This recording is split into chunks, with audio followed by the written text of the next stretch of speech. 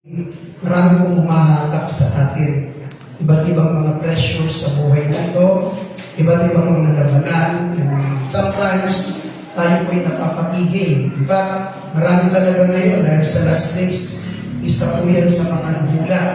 Marami po yung mga manlalamig, kung sa reasons, napakadami po ngayon mga kapatid. Hindi lang po sa atin talaga makikita. Pero gusto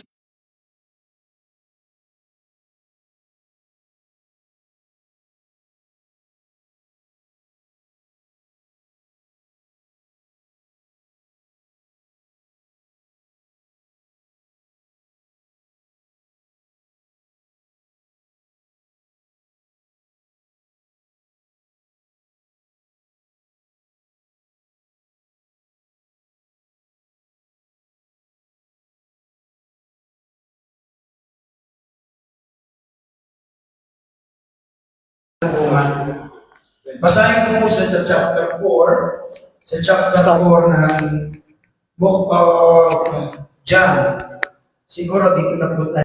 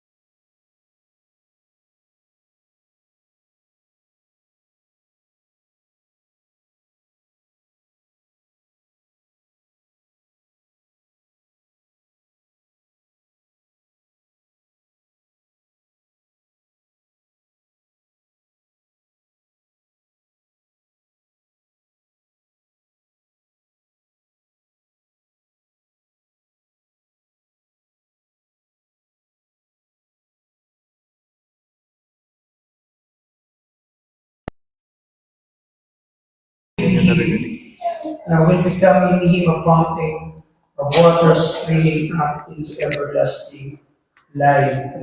So the rest is history, mga kapatid. Mamaya, tabay-bayin po natin na napakagandang storya na ito. Hindi ko na makilahan kung ilang mga beses ko na natin. Isegue natin, yung po yung pamagat natin, yung inner being battles, at least inner being battles. So, magandang umaga, sabi ko sa kapatid mo, good morning.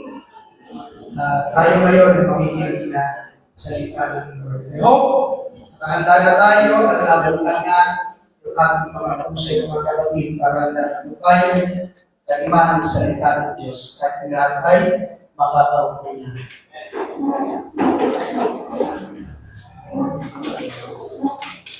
Sige po, makatawag po tayo. Lagay ko lang ito mga kapatid kasi naka-Facebook live tayo.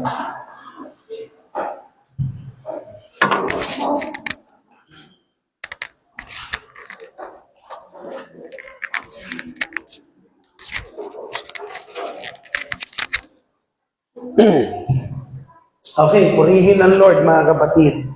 Ang totoo, pag ito'y nababasa ko, at itong istoryang ito'y bumabalik tanaw po sa akin, marami pong mga kwento at mga aral na matututunan po tayo dito. At isa sa mga sumegway po sa akin, yung gaano katinding labanan ng babaeng ito sa kanyang pain, sa kanyang struggle, doon po sa kanyang kalooban. Etong mga passages na ito, makikita po natin mga kapatid ay mahalaga po siya. Because, these passages, ang istorya po kasi nito mga kapatid, ang panahon na kung saan nagugutom po sila Lord, kasama niya po yung kanyang mga apostles. Tapos, ang Panginoon, nutusan niya yung kanyang mga disciples, o bumili yung mga disciples niya ng pagkain. Now, naiwan po siya doon sa may isang lugar at natapat po doon po sa Jacob's Well kung tawagin. Balon po yun na ginawa pa sa panahon ni Jacob. Now, yung balon na yun, very significant sa kanila yon. Yun po ay iniigiban nila, especially ng kanilang tubig na maiinom po. Now, yung passage na ito, wala halos nakakaalam, liban na lang kung ikwento mismo ng ating Panginoon. Kasi wala pong witnesses dito kundi siya at yung babae lang. So here, the entire passage, brothers and sisters, it gives over yung private conversation between this Samaritan woman and the Lord Jesus Christ. So the Lord here deals with Samaritan woman, and this Samaritan woman experiencing with what we've called yung hunting guilt na tinatawag po. Yung hinahunt po siya ng kanyang mga nakaraan. At pangalawa, mga kapatid, that inner ache of loneliness, medyo mabigat. Dahil lumalarawan po yan sa mapakarami pong mga tao na may mga nakangiti, may mga tumatawa, may mga tao sa paligid po natin na nakikisalamuha sa atin, and sometimes even us na nabubuhay sa mundong ito, but at the end of the day, hindi natin minsan matakasan yung mga bigat sa loob ng kalooban natin, yung mga ache of loneliness, yung mga ache of pains, mga kapatid, doon sa mga guilt, doon sa mga past failures, hanggang sa mga presenteng buhay na ito. Siguro kung bubuksan ng Lord yung mga puso natin ngayon, napakadami po dyan sa kalooban po natin. Ang makikita po natin, mga bigat o lungkot. So, ito yung pag-aaralan po natin ngayon, mga kapatid. So as we gain, brothers and sisters, in what we've called the years of chronologically, tayo dapat mga Kristiyano ay ini-expect na mag-grow logically. So as we grow logically, etong growth na ito rather, we have to be in progress kung tawagin. We are supposed to progress dito po sa buhay na ito. Kasi ang buhay po ay hindi na nanatili dapat na ganyan lang. Dapat meron po tayong progreso. At dito po mga kapatid, sa huling mga araw na ito, nabubuhay po tayo doon sa tinatawag pong ay high noon of progress. Kumbaga sa natural na sistema ng buhay, sa pag-unlad, nasa tanghaling tapat na po tayo Nasa tirik na araw tayo. Nandun na tayo sa peak of progress. Bilang nasyon, bilang sibilisasyon, bilang mga mananampalataya, bilang mga Kristiyano na naniniwala sa Diyos. Itong bagay na ito, mga kapatid, ay dapat nakikita po sa atin. Sabi nga nung isang manunulat, we are living now in the age of communications. Napakadami po ngayong mga communications. But the problem is, there is so much misunderstanding. Di ba? Ang daming na-inventong telepono, ang daming na-inventong komunikasyon, ano pa, gadgets, Facebook, Messenger, and yet many people have this misunderstanding. Di ba? We're living, brothers and sisters, not just in communication, but also yung tinatawag na age of technology. And with this age of technology, we understand the shortcuts, we understand how to live an easy life. May mga bagay dito sa buhay na ito na napakadali na lang makuha. Di ba? Instant coffee, instant noodles, instant marriage. Ang dami na po ngayon ng lahat ng iyan. And yet, there is been so much problem about stress. Diba? Kung kailan minsan dumali yung ating pamumuhay, saka naman tayo na stress ng maraming beses. Tama po ba? Parang stress na kayo Wag muna. So, di ba napapansin nyo po yun? Kung kailan tayo napabili sa trabaho, madami po sa atin ang nai-stress po.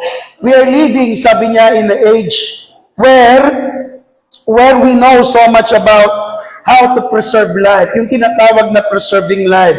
Kaya lang, ang problema, mga kapatid, we know a little how to define what is life. Di ba? Maraming mga discoveries ngayon para mapaganda yung buhay. Tinuturuan tayo kumain ng mga pampadayet na pagkain, mag-exercise ng tama, maraming mga bagay na tinuturo po sa atin para ang buhay po natin ay mapadali, ang buhay natin maging easy, at maging maayos po tayo. Kaya lang ang nagiging problema, yung buhay na tinuturo po nila, hindi po natin kaya talagang maipaliwanag. Ang totoo kahit sa panahon po natin ngayon, nasa age din po tayo na marami tayong inaaral, kagaya halimbawa ng pagkatao ng tao, ang kanyang identity, ang kanyang sexualidad, ang lahat ng ito mga kapatid. But you know, the problem is, mas lalo ang tao nakukonfuse kung ano siya, sino siya, saan siya patutungo. Ito yung totoong nangyayari. Now, tayo ay nasa high noon na kung tawagin. At isa sa napansin ko kapag high noon, dapat wala na po tayong shadows eh. Kasi kung ikaw tatapat sa alas 12 ng tanghali, tatapat ka sa araw, wala kang makikitang anino. Yun po yung katotohanan eh. Kaya lang ang problema po, this shadow that's supposed to disappear, ang problema mga kapatid, itong shadow na ito ay humahabol lalo sa atin. Minsan ang shadow na ito, imbis na nasa likuran natin, nauuna pa. Hindi na nga siya nagiging shadow eh. Para bagang sa nakaraan, meron kang hindi na pagtagumpayan, sa hinaharap, meron ka pa rin alalanin. So supposedly this shadow, because we're living in a high noon of progress, kaya lang, nakakalungkot mang isipin na itong shadow na ito ay laging hinahanting po tayo. Kagaya po mga kapatid, ng istorya na binasa natin at pag-aaralan po natin.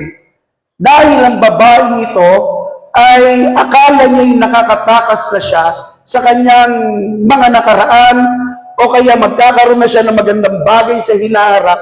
Hindi pala. Unless otherwise, nakarating po siya sa isang conversation with the Lord Jesus Christ na yun yung nagbukas at nagturo sa kanya ng kanyang dapat gawin. So yan po yung ating pag-aaralan at pinag-aaralan.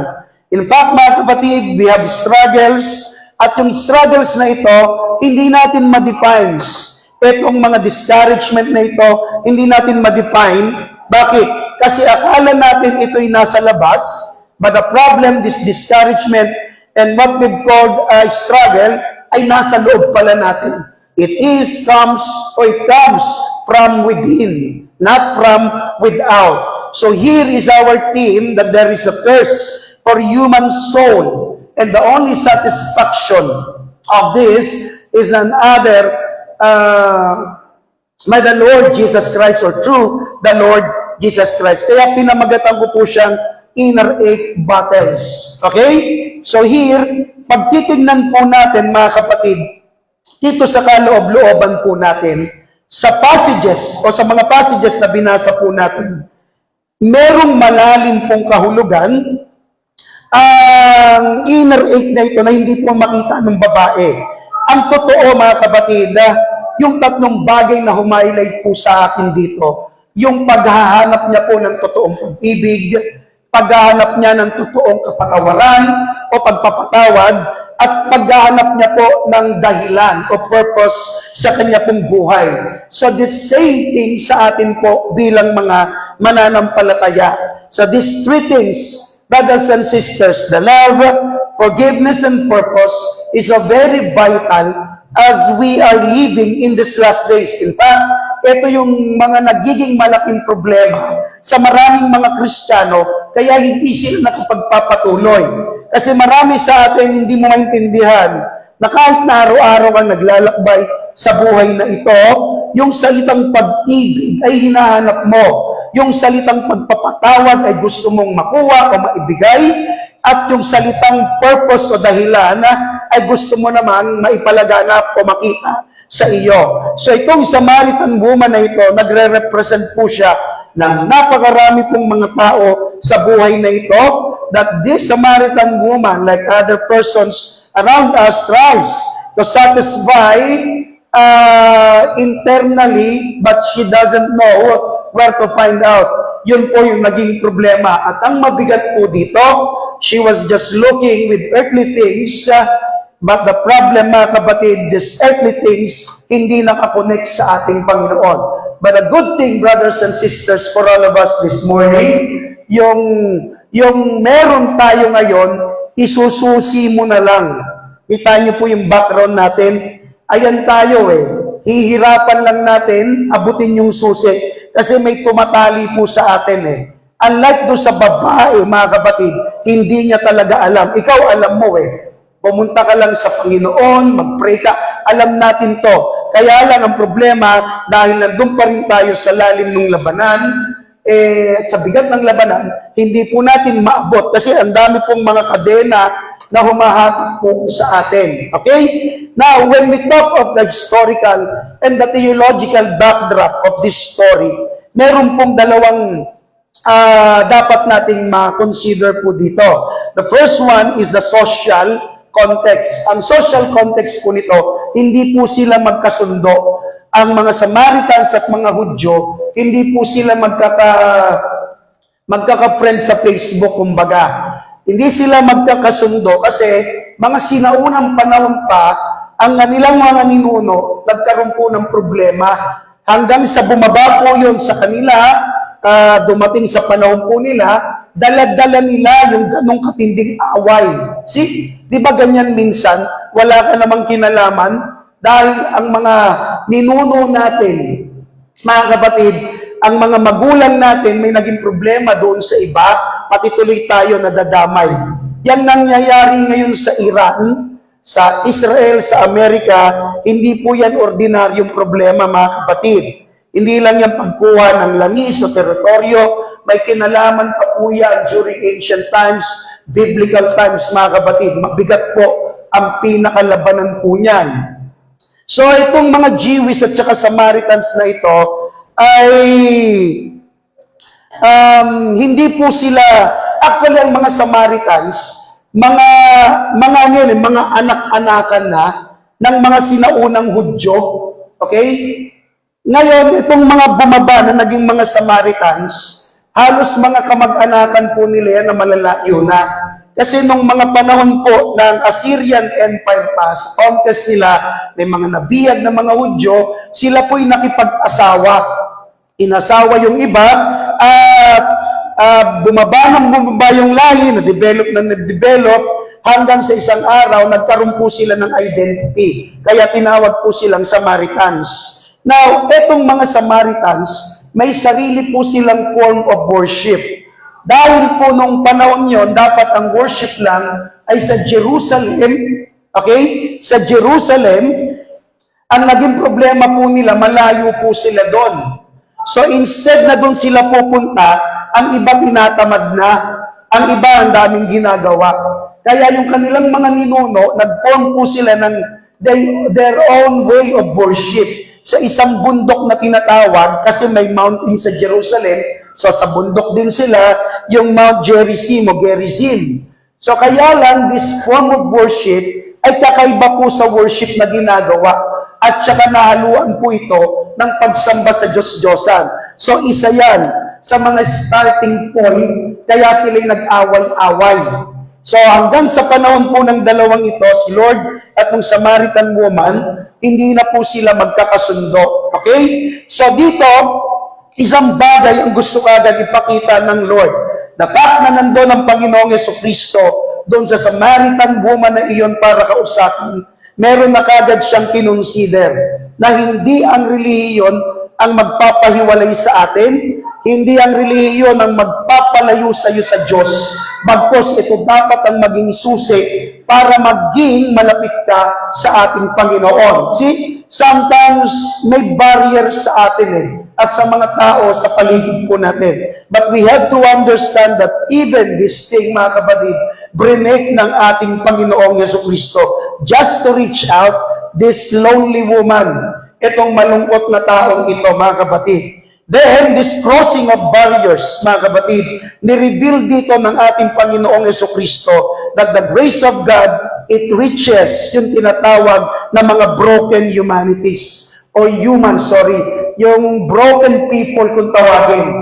binabasag yun ng ating Panginoon. So nakikita niyo po yung una kagad ginawa ng Lord sa ating buhay. Hindi ang kahit sino o kahit ano ang kailangan para magamot ang ating mga labanan o sakit sa ating kalooban, kundi ang nag-iisang Diyos, ang ating Panginoong Jesucristo, ang kailangan po natin sa buhay na ito. Amen? So we have here, bibigyan ko kayo ng mga aches kung tawagin. The first one is the ache of an empty soul. Malungkot po yung kanyang kaluluwa. So here in verse 6 to 7, now Jacob's well was there. Jesus therefore being wearied from his journey, sat thus by the well. It was about the 6th hour. Ang 6th hour po mga kapatid, alas 12 ng tanghali. Ang first hour sa kanila, alas 6 ng umaga. Third hour, alas 9. So 6th hour, alas 12 ng tanghali. So a woman of Samaria came to draw water. Jesus said to her, give me a drink. So pumunta yung Samaritan woman. So this woman, mga kapatid, comes to draw water doon sa katanghaliang tapat. Hindi po ordinaryong mag-igib sa tirik na araw. Normally, nag-iigib po ang mga babae. Babae kasi nag-iigib nung unang panahon eh. Hindi lalaki. So normally, nag-iigib sila maaga pa lang para pumuno na ng mga jar po nila. Kaya lang itong babae ito, pinipili niya ng tanghali kasi marami na po doon mga usap-usapan patungkol sa kanya. Mga chismosa, marami rin po sa kanila mga kapatid. At isa madalas siyang tapi. So alam niya yon. Kaya pinipili niyang maging introvert na lang, pinipili niyang mag-isolate na lang para hindi na siya mapag-usapan. Kaya pumupunta po siya doon kapag tanghali. So, eto ngayon yung nangyayari, mga kapatid. Yung inner ache battle po niya, araw-araw niyang dala-dala yung bagay na yon. Ikaw ba naman tampulan ng istorya? Ikaw ba naman ay puntahan, mga kapatid, ng kung ano-anong mga pag-uusap? Hindi ba parang nakakatorite yung bagay na yon? At ang pangalawa, as she talked of what these people thinking of her, medyo mabigat po yun eh. So yun yung problema minsan ng mga mananampalataya o ng mga tao. Kapag yung iniisip natin na iniisip po nila, di ba? Ano kayang iniisip natin? So doon pa lang, mga kapatid, basag na po itong babaeng ito. Pasensya na po kayo sa boses ko, ha? So here, ano po yung una? That the sin creates is spiritual emptiness. Lagay mo, tibal. So, puntahan natin yung apat. So, the inner ache battles, the loneliness, the shame, rejection, and sometimes, mga kapatid, yung emotional emptiness. Malungkot, nahihiya siya, and the people, ni-reject po siya. Tapos, meron siyang emotional emptiness. Yung parang picture, oh. Hindi niya alam kung saan siya pupunta. Bakit? Yan yung normal na nararamdaman ng babaeng ito. Now, ano pong ibig sabihin nun? Tuloy mo, Tiban. Una. Why? Because sin creates spiritual emptiness in the human heart. Now, for our information, bago natin ituloy, ang babaeng ito, sa kakahanap niya ng maraming pwedeng maging solusyon sa kanyang nararamdamang hiya, nararamdamang kalungkutan, naghanap siya sa kanyang sariling paraan. Kaya ang nangyari po, mga kapatid, sa kakahanap niya ng kakahanap, nauwi po siya sa kasalanan. See, church, this is a good message for all of us. Sometimes, as we pursue answers outside of the Word of God, outside of God Himself, mga kapatid, ang madalas na nagiging problema natin, napupunta po tayo sa kamalian, napupunta tayo sa kasalanan. See, ang mga lalaki pag may problema, saan pumupunta? Imbis na manalangin, imbis na lumapit sa Diyos.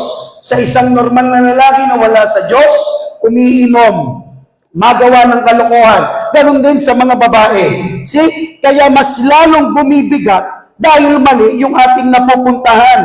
Kaya yung kasalanan na yon, mga kapatid, mas lalong nakakapag-create yon ng kahungkadan sa ating mga puso.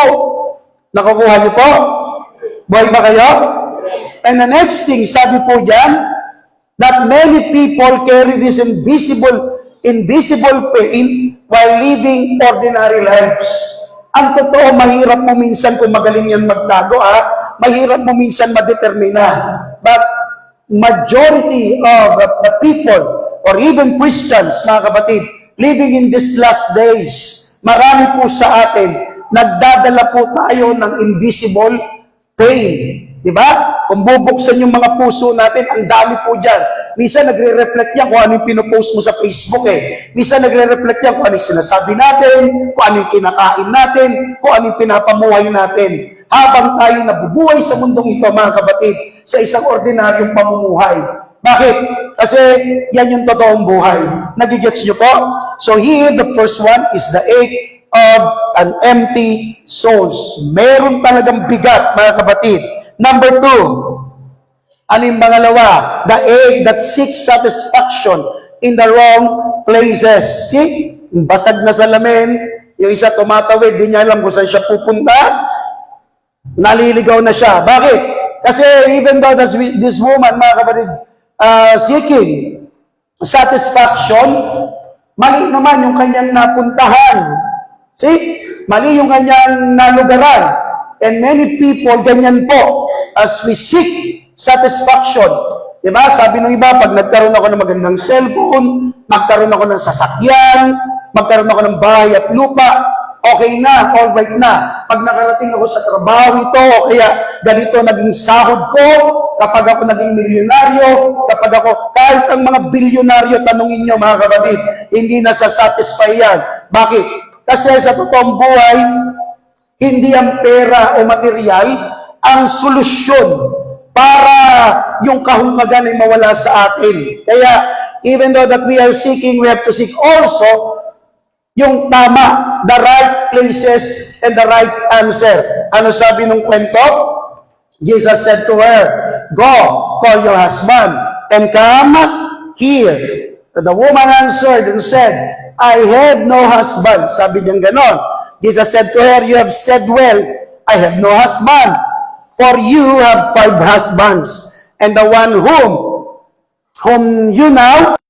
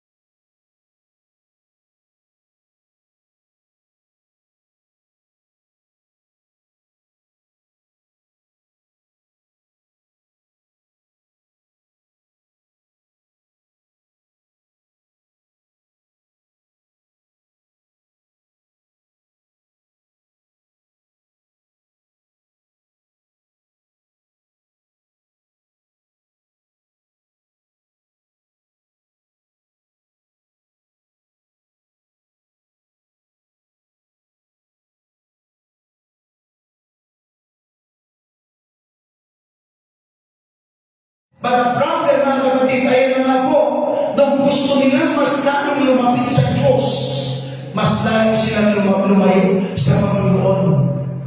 See? Ang instruction ng Lord, this is the place of worship, Jerusalem. Kaya naglagay sila ng ibang avenue, ng ibang lugar. At sabi nila, okay na ito, at least. See? Ganun ang tao. See?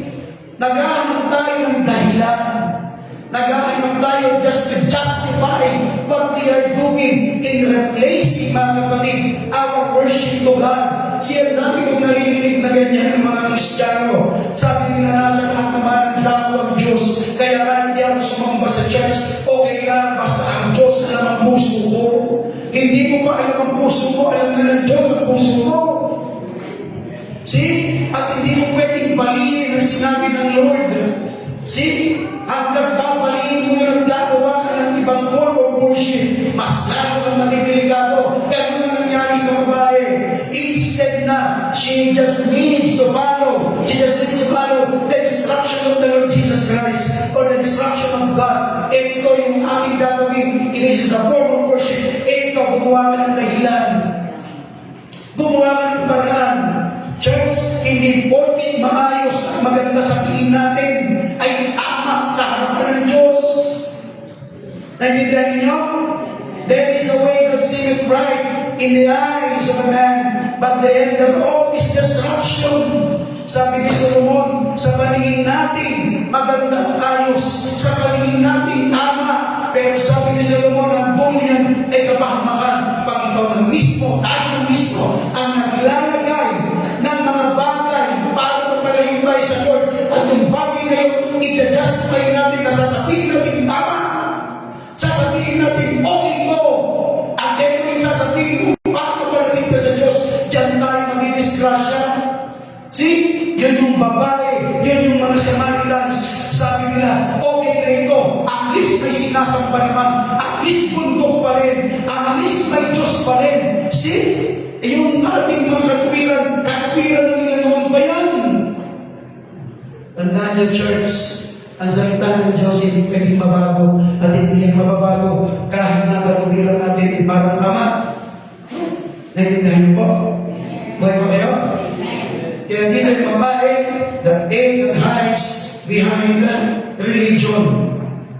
Ano yung sabihin ng Atival? See, religion can sometimes become a mask for a resolved spiritual emptiness. Maraming mga pumapasok sa church, mga relihiyoso, pero marami rin sa mga yan, hindi talaga nagbabago. May mga ginagamit sa loob ng church, pero punong-puno ng mga pains, mga sa kalooban. Pwede mong itago yan sa ministry kapatid, pero hindi ka napapalaya. Pwede yan sabihin, okay na, magre-reflect yan. See? There are unresolved spiritual emptiness. May mga basag dito nag-perform. May mga basag mga kapatid pumapasok. Ang unang mong gawin, ilapit yan at ipaayos sa Diyos. Kasi pag hindi natin ganyan, magpapaulit-ulit lang yan. Magmamaskara ka lang ng magmamaskara. At sasabihin mo, okay ka. Hanggang isang araw para ka na yun, no? Babae yan, actually. Nauubos ka na. Kaya marami pong mga nag-burn out ng mga manggagawa. Akala nila nakakapagod ang ministry. No, it's not. Masarap ang ministry. Ang nakakapagod na kapatid ko. Yung mga unresolved emptiness mo, spiritual emptiness mo. Amen? Buhay ba kayo? Makapagod ka lang din magpunta at pabalik-pabalik sa simbahan. Kapag may unresolved spiritual emptiness ka, magiging, ano tawag yan? Magiging routine lang ito sa akin. Huwag na tayong lalayo kahit sa trabaho, di ba? Sa amin, maraming matatagal na. Maraming mga mausay. Pero marami mga kapatid, nandun na lang. Para na lang sa routine. Para pumasok. Para turo o ano na lang. But the first passion, the first love, wala na po halos.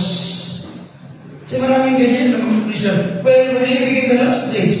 Sabi ng Bible yan. Sa last days, makikita mo yun. Manlalamig ang pag-ibig ng marami yun. Diyan ba kayo? Diyan mo ang lamig. Ang Sana yung boses lang at hindi yung pananampalataya. Sana yung boses lang at hindi yung pag-ibig. Alam mo, nahirapan talaga akong magsalita eh. Pero salamat sa Diyos pagkatapos ng klase. Fasting tayo, mga kapatid, yung mga nag-ibig. Fasting tayo, masaya. See, yan yung pagtapa ng resolve. Kaya, balik ka, punta dito. Later on, pag sumabog ka, hindi ka babalik.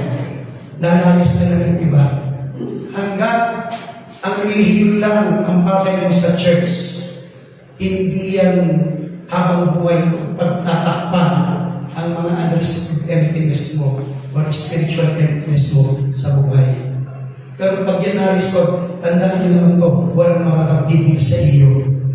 Yan ang totoo.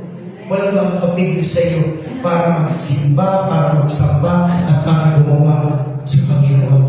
Actually, sa last part yan, yung emptiness ng babae ay nasolusyonan.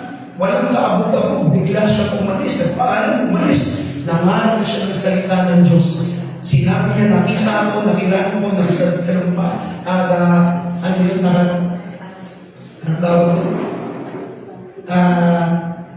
Nakasalamuha ko ang Panginoon ng Misaya. Nakadaupang palad ko ang Misaya. Sabi ng babae, I found the Messiah, I found the Messiah. Kasi yun yung nagpuno ng emptiness na hindi na solusyonan sa kanya. Church, magandang hamon ko sa iyo. Sa ating lahat. Ano yung sabi niya natin ba? Because many people discuss religion but avoid heart transformation. Totoo ba ito? Amen? We talk about so much of verses in the Bible. We explain well verses in the Bible. We sing praises and worship song well in the congregation, in the midst of these places. We understand that the Lord inhabit in the midst of the praises of His people. We often discuss these religious things. But when it talks of transformation of our hearts, yan nagiging problema. Church, tandaan niyo po, hindi magkagalit ang bagay na yan. Pag naintindihan mo, mga kapatid, ang totoong relihiyon, tuturuan ka ng aral sa ating relihiyon na ang puso po natin ay matransform, mabago at maayos. Amen? Diyan ba kayo? Kaya yung religious mass, yung religious aid na yun, nakatawag mga kapatid, tatandaan mo lagi. Isipin mo lagi, pag yan ang solusyon ng kaya mangyayari sa iyo, may transformation. Diyan yung malalaman talaga na ang isang Kristiyano mayroong transformation. Number 4, the aid that only living water can heal. Ito ang magandang mga kapatid. Marami na akong sinubukan, sabi ng babae. Marami na akong na-experience, marami na akong nakarelasyon. But this aid will only be healed through this living water. It's not in the relationship that she had with her 5 or 6 husbands. It's not on the well of Jacob, kuha siya ng tubig, hindi sa family niya, hindi sa trabaho niya, sabi niya gano'n, kundi sa living water na binigay ng ating Panginoon. Ano yung mga tiwan? Medyo maliit mga kapatid, kaya mong kalakihan, di wag na. Jesus answered, said to him, if you knew the gift of God and who it is who says to you, give me a drink, you would have asked him. And Jesus answered, said to her, whoever drinks of this water will thirst again. But whoever drinks of the water that I shall give him will never thirst. But the water that shall I give him will become in him a fountain of life. Fountain of water is springing up in the everlasting life. He would have given you living water. So this is the straightforward answer of the Lord Jesus Christ. Ano sabi ng Lord? O kilala mo lang kung sino nangihingi sa iyo ng tubig ng buhay. Kung alam mo lang ang kaloob ng Diyos, the Lord Jesus Christ is started of that place. if you knew the gift of God. If you knew the gift of God. The first thing we have to establish is the gift. See, we chase solutions. Naghahabol tayo. We look for solutions. We pay for solutions. But it is not, mga kapatid, to be paid off. It is free. Ano sabihin? Marami sa atin gumagastos pa. Pupunta sa ganito, pupunta sa ganyan. Sabi ng Lord, libre lang sa akin. Naintindihan niyo ba yun? Ang dami yung inahabol, ang dami yung mga ginagawa, ang dami yung ginagastos, ang dami yung mga iniintindi. Marami nang nawala sa inyo. Sabi ng Panginoon, kung nalalaman mo lang, kung naiintindihan mo lang, na libre ito, walang bayad ito. See? Maraming mga tao naghahanap, gumagastos ng matitinding mga bagay para mawala ang bigat na nararamdaman. Ang ilan, sabi ko sa inyo, sa mga lalaki, gumagastos ng case na beer. Bibili, ang iba naman mga kapatid, pupunta sa ang kalayawan, gagastos na naman. Ang iba manonood ng mga stand-up comedian, gagastos na naman. Ang iba manonood ng mga konsyerto para makita yung mga idol nila, just to ease the pain, just to ease the pain. Nasa loob nila yung nararamdaman. Sabi ng Lord, hindi mo kailangan yan namin ito, ay libre mo ibibigay. Libre lang sa Diyos. Yung palang panalo ka na. Kung naiintindihan lang ng tao na meron na nagbayad para sa kasiyahan mo, meron na nagbayad para sa kaligtasan mo, meron na nagbayad para sa kapupay mo, meron na nagbayad para sa pag-ibig at pag-ibig mo, meron na nagbayad para magkaroon ng dahilan sa buhay na ito. Lahat yan ay libre na matatanggap sa Diyos. If you knew the gift of God, it is free. Why do we have to chase? Hindi mo kailangan maghabol. Nandiyan lang ang Lord. Isang tawag lang. And that woman, mga kapatid, understood that. Ang dami kong ginawa sa buhay. Ang dami kong gastos. Ang dami kong pain. Ang dami kong hinanap. Bagamat ang iba'y natagpo ako, pero hindi naman nag-satisfy. Gumastos sa pantalang ito. Libre. Church, libre lang umiti sa Lord. Church, libre ang pumalakpak. Tingnan mo papalakpak. Tingnan mo papalakpak sa mga singers na babae ko. Ang galing. Sa mga comedy, stand-up comedian, nagbayad ka mo. Ang galing. See? Yung mga singers, mga artists, ang galing. Lahat ng mga kapatid, pinagkaperahan tayo. Walang libre doon. Eh di mas matindi yung dapat natin ibigay sa ating Panginoon. Dahil sa kanya mga kapatid, wala tayong binayad. Siya ang nagbayad para sa kasiyahan mo, para sa satisfaction mo. Doon pa lang, marami na tayo eh. If you knew the gift of God, this is free. It is a gift. Ang regalo, libre po yun. Tama? Sabi niya, that's the next phrase. Who it is? Who says to you, give me a drink? You will not ask him. Sabi niya, the first one is free. Ang sabi ng Lord, kung nalalaman mo kung sino humihingi, church, ito yung mas matindi. Pag humingi si Mayor Alon dito pa, o kaya pag pumunta siya dito, papakainin natin siya ng masarap. Kahit si Congressman Asisto, papakainin natin yung ayos. Sabi niya, tao lang lahat ng mga yan. Walang ginagawa pa yan sa buhay mo. Ikaw wala kang pag ginawa, may ginawa ng Diyos sa buhay mo. Kaya sabi nila, kung nalalaman mo lang kung sino yung pupuntahan mo sa church, kung sino yung sasampayin mo, kung sino yung pupuntahin mo, kung makikilala mo lang talaga. Hindi siya ordinaryo. Siya ang nag-design ng DNA natin. Siya yung nag-alis ng mga bituin. Siya yung naglagay ng buto sa mga katawan natin. Siya yung nagbigay ng mga paningin natin. Ilang ugat mga kapatid na meron ng mata natin. 15 billion. Imagine how amazing God. that we serve. See? Yung iba, ano ginagawa pag kayo natatakot, magpasalamat dapat tayo dahil yung mga bagay na ito, oportunidad at pribilehiyo natin na makalapit tayo sa Diyos, na makasakit tayo sa Diyos, na makapagpinalahan tayo sa Diyos, na makapagpasalamat tayo sa Diyos. Church, ito yung isa natin. Kaya nung sumagot na ating Panginoon, ito yung mas matindi.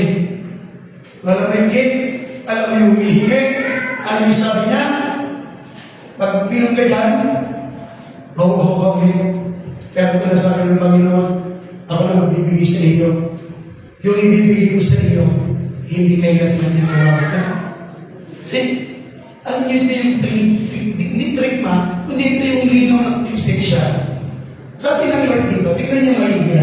The water that I shall give him will become a fountain of water. So, ibig sabihin, tuloy-tuloy, spring of the everlasting life. Sa madaling salita, yung ibibigay ko sa inyo, sabi ng Lord, hindi yan mawawala. Magiging bukal yan na tuloy-tuloy. But there is here, brothers and sisters, a message. Tingnan niyo maigi bakit may mga Kristiyano na nanatili sa pagkauhaw at naghahanap pa ng mga bagay-bagay? Alam niyo po, kung mapapansin niyo minsan ng bukal. Sa bukal na kayo ba, mapupunta tayo sa nature. Mga nature's lover. Punta tayo. Meron kasing pumupunta mga kapatid just to enjoy the place. Ang iba'y naliligo, ang iba umiinom. Ang iba mga kapatid, na nagpipiknik, na nagsiswimming, hindi ka nagiging residente doon kung baka. Tanungin mo yung residente doon, mga kapatid. Sila yung araw-araw. Sila yung araw-araw na nakikinabang. Anong oras silang bumaba, uminom, o maligo nandun. Yung mga hindi residente, dadarabay ng isang taon babalik, dalawang taon babalik. Kasi hindi sila residente. Ano niyo yung gusto sabihin dito ng Lord? Hanggang hindi mo pinatitira ang Diyos sa puso mo, para na lang isang bakasyonista sa Kanya. Hindi na yun. Oo, mga kanyang mga masasatisfy ka. Pero hindi siya nagiging bukal na tuloy-tuloy. Kaya maraming mga Kristiyano, hindi ito naiintindihan. See? Maraming mga mananampalataya. Ang take nila dito, mga kapatid, nung tinanggap ang Lord, that's all. No, it's not. Maraming pupunta sa mga balong, sa mga bukal, sa mga spring, mga kapatid, nakiinulan. Sabi ng Lord, hindi ganyan. Hindi ganyan dapat manirahan ka. Yun yung point niya. Kaya nagiging bukal, huwag kang lalayo, huwag kang aalis, huwag kang magkahanap ng iba. Naintindihan niyo? Kaya nagtutuloy-tuloy. Tingnan niyo yung mga tao. Mga Kristiyano na kahit namin bigat-hirap, nagpapatuloy. Kasi yung talaga yung naranasan nila. Ang nasa kanila ay living water. Bukal talaga. Pero pag hindi ka ganun talaga Kristiyano, parang laging bisita, parang tayong di residente, sa bahay mo, di ba? Dahil doon nakatira, dati mo sa bahay mo, mga kapatid. Minsan, kung iharis mo sapatos, ilagay mo sa ganyan, nakataksan pa. Residente ka doon Naintindihan niyo? Nagliligo ka, anong kakainin mo, lulutuin mo. Subukan mong gawin mo sa ibang bahay. Well, at first, maghahanda ka. Second, third, pwede. Pero hindi ka nila, aariin ka doon. Kasi bisita ka lang. The privilege inside the house, siguro sa una makukuha mo. Pero hindi sa iyo yun. Ito baliktad. Dito, pag na-experience mo, huwag mo na nalisan. Maging residente ka sa tahanan ng Lord. Maging residente ka sa presensya ng Lord. Maging residente ka sa pagkakatulog na yan. Pero yun ang mga kapatid, hindi nakakasama maglingkod sa Lord.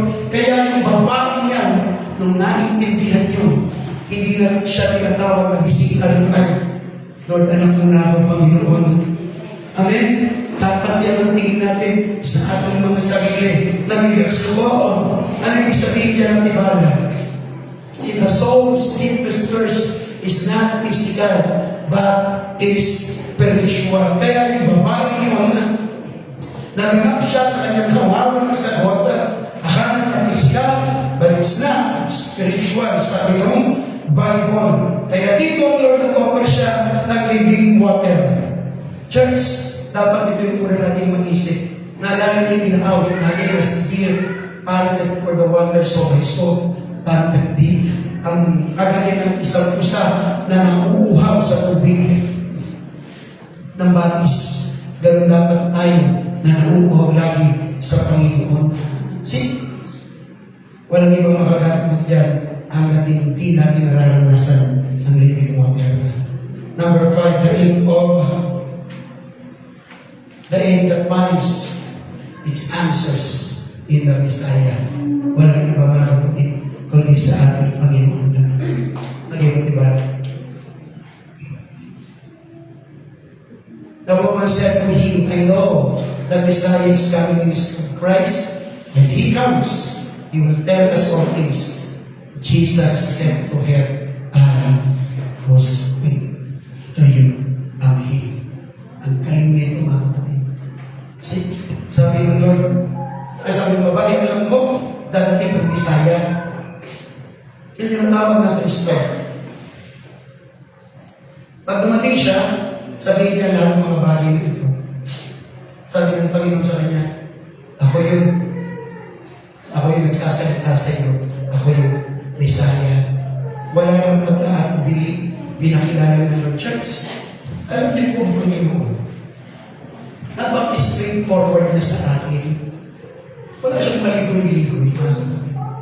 Kaya tinanong ito, sinabi ng Messiah ng babae, dating ng Messiah, sabi mismo ng Lord, ako yung church. Alam niyo, ang dami nating mga pinupuntahan mga distress. Tignan niyo ha, bago ka makapunta sa office ng mayor niyo, sa mayor namin, ang dami mong dadaanan. Sa gwardiya pa lang, masungit. Sa sekretary, mas masungit. Di ba? Hindi ko makakarating ng basta-basta. Pag nakarating ka na doon, mga kapatid, matagal na siguro ang 30 minutes, 15 minutes na makakausap mo yun. Makakadali lagi ang mga yun. Mamadali. Saan napakabaligtad ng paglilipon? See, unang-una, hindi natin siya inaantay. Tayo inaantay niya lumapit sa kanya. Hindi na yun. Ngayon, hindi tulad pag nagbutan mo na yung mayor, aantay, ay pag nakapunta ka sa mayor, antay ka ba? Sa loob hindi. Tayo ng baligtad eh. Pag nasa ka tayo, tayo mananginginig eh. Tagal naman yung siyapos. Alas 10, bubuto na ako. Nangihingin tayo. Sa loob hindi. Hanggat nandiyan ka, mananatili sa iyo ng Panginoon. Kaya may word niya, if you abide in me, I will abide in you. Pag manatili sa akin, manatili ako sa iyo. Yun talaga yun eh. Ang problema natin bilang mga Kristiyano, madalas tayo nanginginig. Kaya dapat talaga may pagbabago sa atin. Kaya dito, kung sinabi ng Lord, are you ready? Handa ko na. Dahil pag ako naranasan mo, masarap akong kasama, maganda akong kasama. Kaya sabi na natin, Panginoon, baka magsasawang ako ang kasama. Yun yung encouragement ng Lord sa atin. See? Ito yung napakagandang message dito, mga kapatid. Yung pagtatagpuan mo na ang Panginoon, hindi ka na niya bibitawan. Nakaya? Ang mga bagay sa paligid natin, pag natagpuan mo, bibitawan ka nila. See? Pag nakuha ka ng apos na yun, pag nakuha ka ng apos na rin, sa hindi, ang paglilingkod sa mga kapatid, masarap ng masarap. Naintindihan ba? Naalala niyo yung sa chapter 2 ng Book of John, yung alak na ininom nila. Nung unang panahon yung alak kapag iinumin yun, siniserve doon yung pinakamasarap sa umpisa. Pag naiserve yung pinakamasarap sa umpisa, magkakatama na yung mga yung malalasin. Kaya yung mga alak na hindi maganda, siniserve yung parang wala nang dating sa kanila eh. Bakit? Lasing na eh. Kaya ginagawa mo. Lasing na. So kahit ano na lang ilagay nila, okay. Ngayon, binaliktad ng Lord John. Nung gumawa ng Lord kung ano nangyari?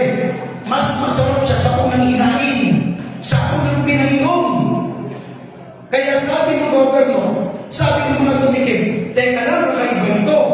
Di ba ang anak na masarap sinusabyan sa umpisa? Eh bakit dito sa huli? Nandun yung message. Imagine nyo, the first time na na-experience mo ang Lord, masarap ang experience sa Kanya, maganda ang experience sa Kanya. Pero hindi ka gaya ng masamang anak ng Lord na habang tumatagal, sumasama. Hindi. Siya yung mabuti, mga kapatid, na hanggat nararanasan mo, mas bumubuti ng bumubuti, mas gumaganda ng gumaganda, mas tumatata, umaayos, kumikinawa. Yan yung relasyon sa Panginoon. See? Kaya habang tumatagal, yung ating paglilingkod, may progreso. Habang tumatagal, merong tagumpay, merong paglabo.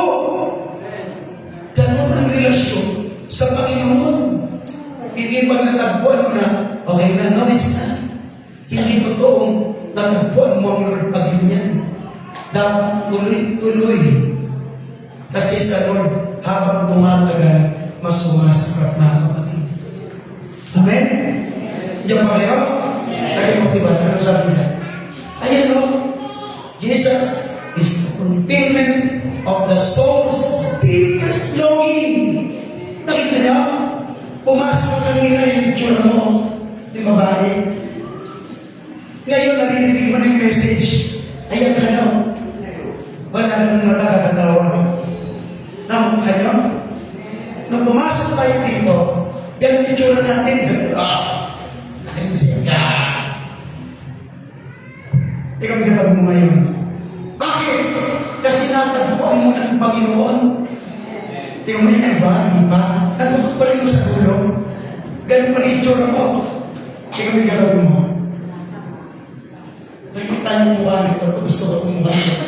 Maraming ganyan eh. Tingnan mo pag di mo tiga-utang eh. Mainit ang ulo. Ngayon, dahil, naintindihan mo yung message. Ayan ka na ngayon. Pakinggan mo yung bata, tatlo lang ang buhok, masaya. Tatlo lang ang buhok sa makakakita niya. Ikaw ang dami ang buhok sa ulo, manunood ka. Sige. Anong problema meron ka na hindi kayang solusyonan ng Diyos? Anong bagay na medyo magulo sa puso mo? Alam niyo po ang isa resolution ng mga kapatid? The Lord Jesus Christ. He is the fulfillment, yung hinahanap ng langit, ng lungkot ng kaluluwa po natin. Kaya natagpuan ng babae, halos hindi takbo yung babae. Natagpuan ko ang Messiah. Natagpuan ko ang Lord. Natagpuan ko ng babago ng buhok. Natagpuan ko ng papala. Natagpuan ko ng pagligtas. Natagpuan ko ng bagay ng ambisyon. Natagpuan ko ng kanyang satisfaction sa ang ikalulungkot mo. Paglabas mo niya, ikaw ang pinakamasaya tingnan sa mundo. See, marami lang umabot ngayon. Hindi ko alam kung nakita niyo yung window sa may nadaan mo yung patay niya. Pagpunta ko ngayon dito, pinakahandog ko sa inyo sa tapat mismo ng araw, St. Anthony Assyrian, nakahandog sa yung bangkay. Eh, hindi ko alam kung bangkay eh. Pero ito siya sa gitna, kung sa yung pulis. Siguro kakabagsak lang. Talaga siya. So, dahil naman kung tinignan ko lang, siguro kakabagsak niya lang, aksidente. Hindi ko naman alam kung lasing o ano. Pero hanggang lasing. Hindi lang masako na. Pero imagine mo, nandun siya sa gitna talaga ng kali. Yung daan ng lubak na bagdang yung dumadaan, nandun siya. Kasi yung pulis, tinitingnan siya, pinipicture niya, o binibidyo, I don't know. Imagine mo na. Doon ba lang panalo ka niya? Ikaw dito sa tulugan mo. Di ba kaya mo kapatid? Di sa tulog, gising na. O siya, hirap ng tulog dito. Ang daming bagay na dapat mo ipagpasalamat. Tingnan tingnan mo lang yung pera, sabi mo lang pera. Daw naniniwala.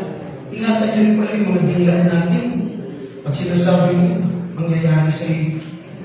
Sasabihin mo, ay baka hindi ako makaatin. Ayan din. See? Church, ano mo yung pinagdadaanan mo ngayon, niwala ka? Wala ibang fulfillment niyan kundi ang Panginoon Yesu Cristo. Amen? Ano lang niya, diba? So the battle of the inner it ends when the soul encounters the Savior. Diyan magtatapos ang lahat ng mga kapatid. Kapag natagpuan mo ang ating Panginoon. See? Kaya dito wala talagang lugar. Wala talagang ang tawag dito, yung lugar yung kalbukutan. Walang lugar mga kapatid. Yung sama ng loob. Walang lugar ang satisfied soul. Kasi meron tayong Panginoon. Meron tayong Savior. Meron tayong nagligtas po sa atin. Yan yung pinakamasarap na karanasan, mga kapatid. Ano ba? Panalo sa Panginoon. Naintindihan niyo po? Kaya, kanina gulo-gulo ng buhok mo, no? Ayun, di ba? So the story reveals three things. The eighth, sabi niya, it is the emptiness of the human heart. Yung kahulugan ng so, and we have a search. It attempts to satisfy the soul with earthly things. See? Naghanap tayo, mga kapatid, to search it.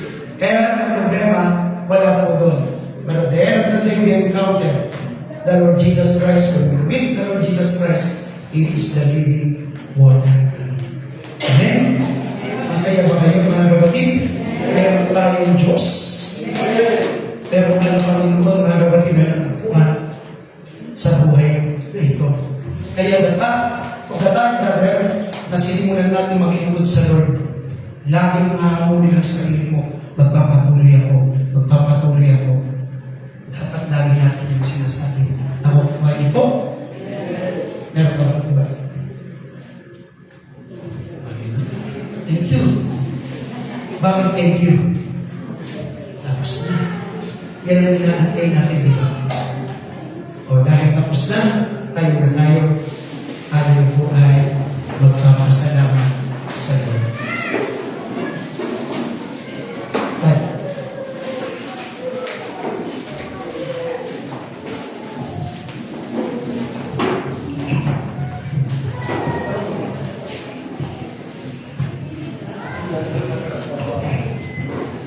Dahil ang series natin, moving up, we have to move on in the past 10 years and moving up, mga kapatid, because we are reaching yun po, yung mga promises ng ating Panginoon. Yung talagang pinupurso natin the promises of God ahead of time. Meron talaga tayo mapapala sa ginagawa natin paglilingkod sa Lord. Sana wala pong susuko. Wala nang nakayaw, mga kapatid. Bakos, palalimin po natin ang palalimin yung ating paglilingkod sa ating Diyos na buhay. Shall we all bow down our heads and just pray for a way? Father in heaven, thank you so much, Lord.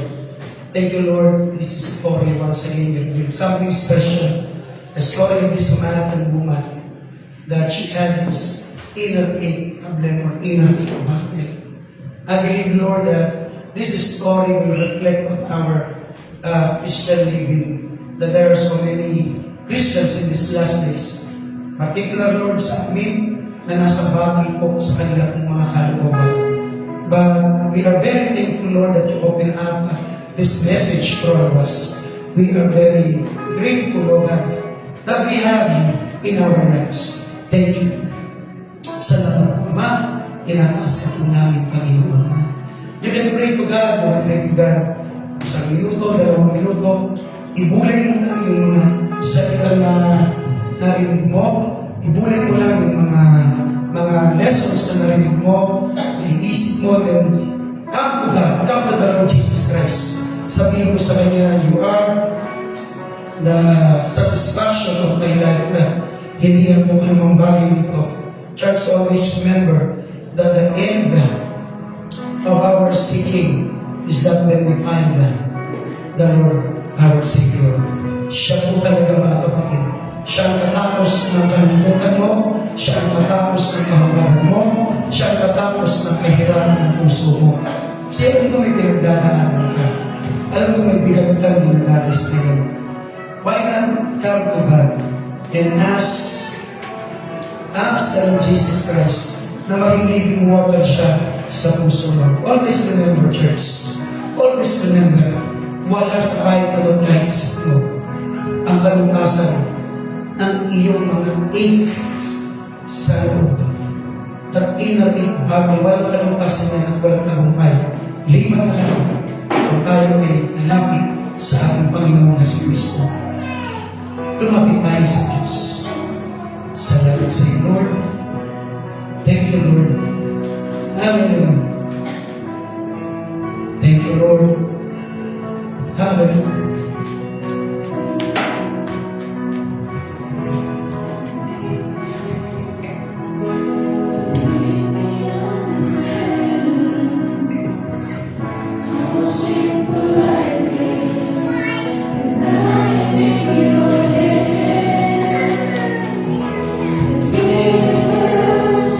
O salamat, Diyos.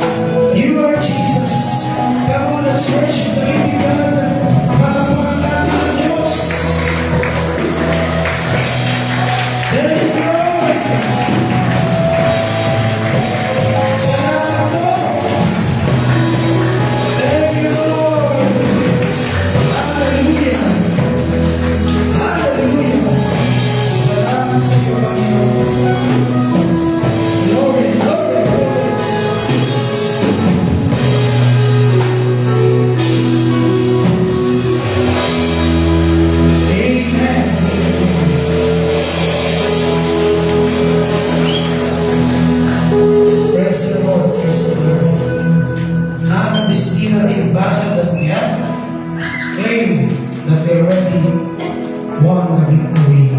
Amen? We have the Lord Jesus Christ. Huwag kayong matakot, huwag kayong mag-alala, meron tayong nagpagligtas. Amen? Kaya tuloy tayo sa paglilingkod, walang sukuan, walang kayawan, especially in these last days, talagang malapit kung babalik yung Lord. Kaya magtyaga lang po tayo hanggang sa walang mga lahat na ito, yung huling mga takbuhin na nating buhay. So, sumayin niyo ang Panginoon, sumayin niyo ang kapayapaan, at magpatuloy tayo sa paglilingkod. Upo muna tayo, mga kapatid.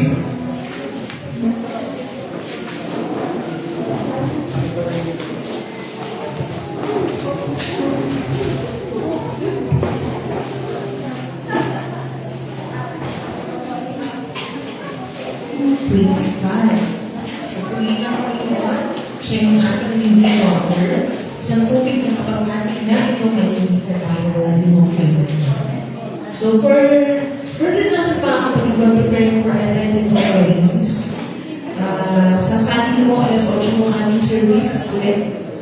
Yan. So, dumating ang Lord. Ito po mga kapatid na ating magiging buhay. Ang ating pong Bible Wednesday, 7 ng gabi. Hanggang 8:30, can you follow us on Facebook so you can learn for our live stream.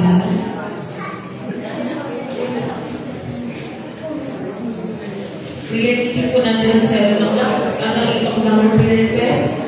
Sa lahat po ng mga panalangin, send po sa ating mga GC ang po mga prayer request and answered prayers. Sa mga disciples na maya, wala po tayong klase. Ayan. Huwag kayo mag-enjoy, huwag kayo mag-spend. Maraming mawawala sa atin, but then, due to some circumstances, wala po tayong klase mamaya. Free time. Meron pa po.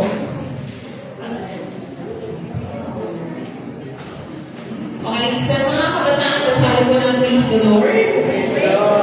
So, pinakaling po ng inyong liderato na meron po kayo gagawin yun sa dapat ng June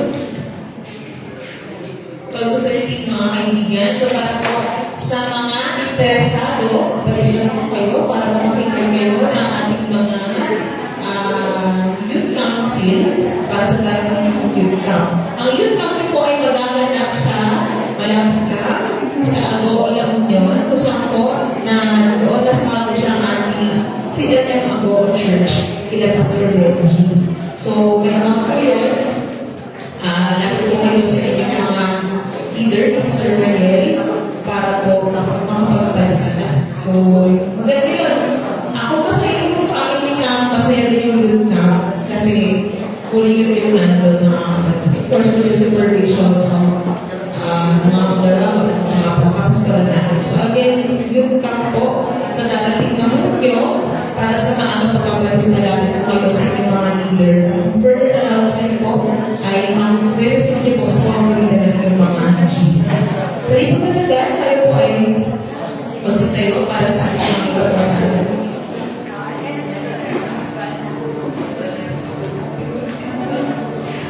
Sige po, lapit po tayo sa ating usher at sa basket ng ating pagbabayan para nagkalong sa ating mga ito.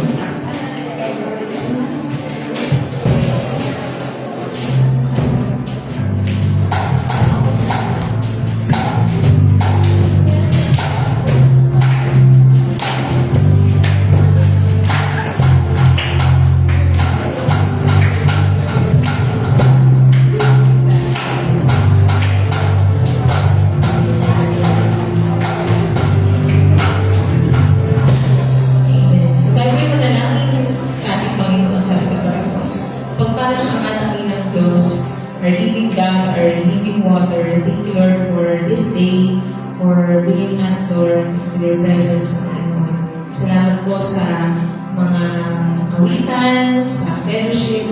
Salamat, Panginoon, sa church na ito na aming pong nagsisilungan. Salamat, Lord, sa inyong pong kabutihan sa amin. Tigit sa lahat sa mga salita mo pong nabuksan sa aming kalagitnaan. Thank you, Lord, for the trials, Panginoon. Salamat sa mga pagsubok sa kakukagan, sa kalungkutan, Panginoon, na aming pong nararanasan sa buhay na ito. Ito po, Panginoon, ay tinuturing namin opportunity para sa inyo na kumilos, opportunity, Lord, para sa inyo na ipakita, iparamdam sa amin na ang lahat ng bagay, Panginoon, sa mundong ito ay hindi matutugpasan, Panginoon, kung ano po ang kaya niyong ibigay at ipagkaloob sa amin. Higit sa lahat, Panginoon, sabi na yung mga salita, ibinigay niyo po ang yung buhay sa amin. Paano pa, Panginoon, ang mga bagay po namin hinahangad sa buhay na ito, hindi niyo nga po ba kayang ibigay. But we believe in your power, in your glory, in your riches. Na hindi, Panginoon, uhaw, hindi lang gutom, hindi, Panginoon, kulangan ang kainipupunan sa aming mga buhay. Dakila ang Diyos na nakakakita ng aming mga pangangailangan. Dakila ang Diyos sa sinasamba namin, sa Espiritu at sa katotohanan. Kaya naniniwala rin kami, Panginoon, na ang mga salita ito, Panginoon, ay magkakaroon po ng tanim sa aming mga puso, na sa tuwing, Panginoon, kami, Lord, ay mahasaktan sa loob at labas ng panagbaang ito, lalo, Panginoon, ang inyong pagsama sa amin, ang inyong protection. Because we believe that no weapon formed against us shall prosper. Thank you, Lord, for the battles, Lord, inside and outside of our hearts, inside and outside of our minds, inside and outside of our spirits, Lord. Alam namin, Panginoon, sa mga battles na ito, kayo po ang dakilan namin manggagamot na nakakakita ng lahat ng laban na meron kayo. Lahat, Lord, na ito, Panginoon, we believe na hindi po namin laban lang. Ito po ay laban ninyo, Panginoon, na ipapanalo para sa aming lahat. Salamat, Panginoon, sa lahat ng kagalingan, katugunan, katagumpayan, kayamanan, Panginoon, na inihanda ko po sa inyong mga anak. And Lord, as we worship you, Lord, in giving, we give, Lord, back all the glory, honor, power, and praise, as well as, Lord, our resources. Pagpalain niyo, Panginoon, lahat po na sumusuporta, lahat na nagkakalog sa inyo pong gawain ng tapat at totoo, Panginoon.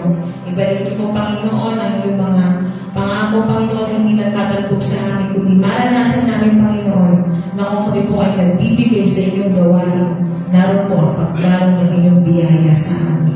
Pinagpuli na natin sa lahat ng ito, Panginoon. Salamat po sa kabuuan ng gawain ito sa aming pag-uwi. Dalangin po namin na kami bubuin yung ingatan sa kabuuan ng linggong ito, Panginoon, sa lahat ng battles namin, Panginoon, inside and out.